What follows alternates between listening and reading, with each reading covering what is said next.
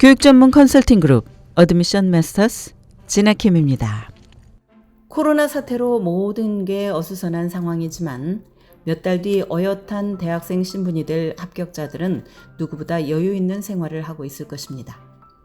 마치 모든 것이 끝난 것 같기도 하고 만사 형통의 기분도 느끼는 경우도 있을 것입니다. 코로나 사태가 어떤 방향으로 갈 것인지에 따라 변화가 있겠지만 현재까지는 대부분의 대학들이 하이브리드 방식으로 대학 수업을 진행할 것으로 보입니다. 즉 클래스 강의와 온라인 강의를 접목해 최대한 학생들 간의 접촉 범위를 줄이는 것입니다.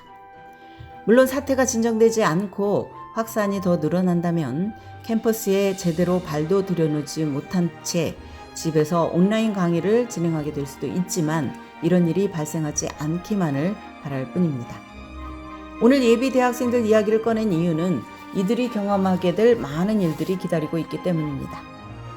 제가 잘 아는 학생들 가운데 정말 뛰어난 실력으로 명문사립대에 진학한 학생들 중에는 이따금 어려움을 호소하는 사례들이 있습니다. 나름 자신이 꽤 뛰어난 실력을 갖춘 사람이라고 생각했는데 막상 대학이란 사회에 들어가 보니 자신이 너무 작아지는 것 같은 느낌을 받는다는 것입니다. 다른 학생들은 날고 뛰는 것 같고 자신은 제자리만 맴돌고 있는 것 같은 생각에 심리적인 압박을 느끼는 것입니다.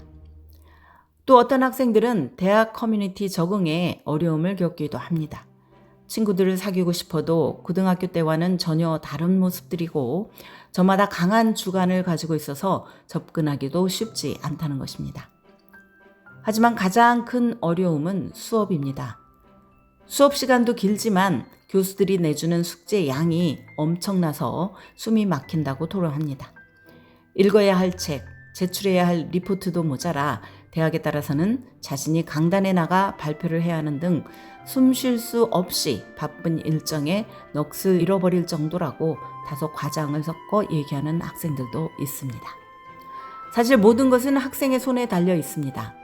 그만큼 대학 생활은 예비 대학생들이 밟아온 길과는 전혀 다른 사회와 문화를 가진 곳입니다.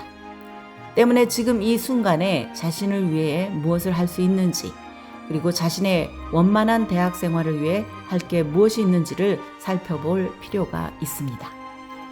만약 전공과 관련해 실력 향상을 위한 보충 학습이 필요하다면 지금부터라도 기본적인 공부를 해 놓는 것이 좋습니다.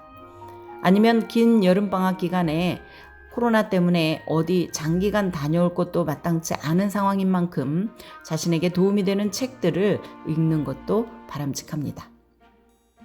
저는 개인적으로 고전 문학과 시사 관련 책자들을 골고루 읽을 것을 권합니다. 어린 학생들이 보기에는 별거 아닌 것 같지만 이를 통해 사회적 대화의 능력을 키울 수 있기 때문입니다.